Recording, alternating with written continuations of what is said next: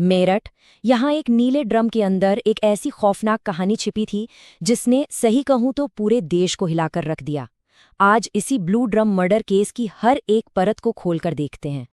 देखिए, इस केस का नाम ही सब कुछ बयां कर देता है। Blue drum murder. ये नाम आया कहां से? ये नाम सिर्फ एक चीज से जुड़ा है, वो नीला ड्रम, जिसके अंदर सीमेंट के साथ एक खौफनाक राज दफन कर दिया गया था। तो सवाल ये उठता है कि आखिर इतनी खौफनाक हरकत के पीछे की वजह क्या थी। देखिए, ये सिर्फ कोई सनसनीखेज हेडलाइन नहीं है। इस नीले ड्रम के पीछे एक पूरी कहानी है, धोखे की, साजिश की और एक बहुत ही ठंडे दिमाग से की गई हत्या की। तो चलिए इस कहानी के किरदारों से मिलते हैं। तो सबसे पहले ये समझते हैं कि आखिर इस पूरी वारदात को अंजाम कैसे दिया गया और इसके पीछे कौन लोग थे।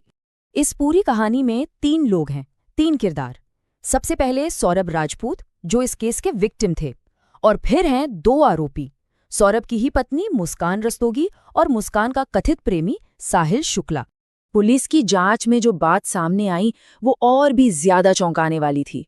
पता है, ये कोई ऐसा वैसा गुस्से में किया गया कत्ल नहीं था। नहीं, असल में ये एक सोची समझी प्री प्लान्ड हत्या थी, और इसकी प्लानिंग 1-2 दिन से नहीं बल्कि महीनों से चल रही थी। सौरभ को रास्ते से हटाने की एक पूरी साजिश।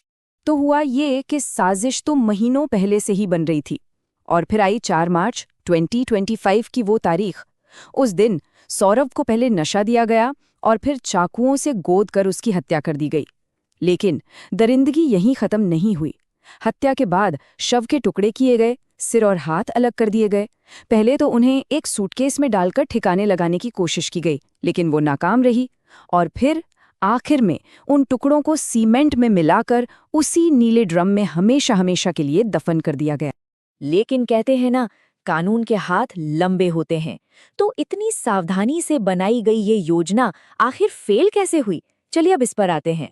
मुस्कान और साहिल, उन्हें तो पूरा यकीन था कि उन्होंने एक परफेक्ट क्राइम किया है। उन्हें लगा कि अब वो कभी पकड़े नहीं जाएंगे। लेकिन वो 2 बहुत जरूरी चीजें भूल गए, या कहें कि 2 बहुत बड़ी गलतियां कर बैठे। पहली, सौरभ के परिवार का शक जो लगातार बढ़ रहा था, और दूसरी, वो सूटकेस जिसे उन्होंने छोड़ दिया था। और बस यहीं से सारा खेल पलट गया। परिवार के शक के आधार पर पुलिस ने जांच शुरू की, और देखते ही देखते पुलिस को घर के अंदर से ही वो सबूत मिल गया जिसने पूरा केस खोल कर रख दिया। जी हाँ, वही नीला ड्रम। नतीजा, 18 मार्च तक मुस्कान और साहिल दोनों सलाखों के पीछे थे। अच्छा, एक बात और। शुरुआत में इस केस को लेकर काले जादू जैसी कई अफवाहें भी उड़ी, लेकिन अधिकारियों ने इसे पूरी तरह से खारिज कर दिया। उन्होंने साफ किया कि मकसद कोई काला जादू नहीं, बल्कि बस एक रिश्ते के कांटे को रास्ते से हटाना था। लेकिन ये कहानी यहीं खत्म नहीं होती। असल में इस कहानी में एक और मोड़ आना बाकी था, एक ऐसा मोड़ जिसने इस पूरे मामले को और भी ज्यादा पेचीदा बना दिया। देखिए, ये केस मीडिया में तो छाया ही रहा, पब्लिक में भी इसकी खूब चर्चा हुई, लेकिन एक बहुत परेशान करने वाली बात भी सामने आई। कुछ लोगों ने इस इतने गंभीर अपराध पर मीम्स और गाने बनाकर इसका मजाक उड़ाया, जो कि जाहिर है बहुत असंवेदनशील था, और इसकी काफी आलोचना भी हुई।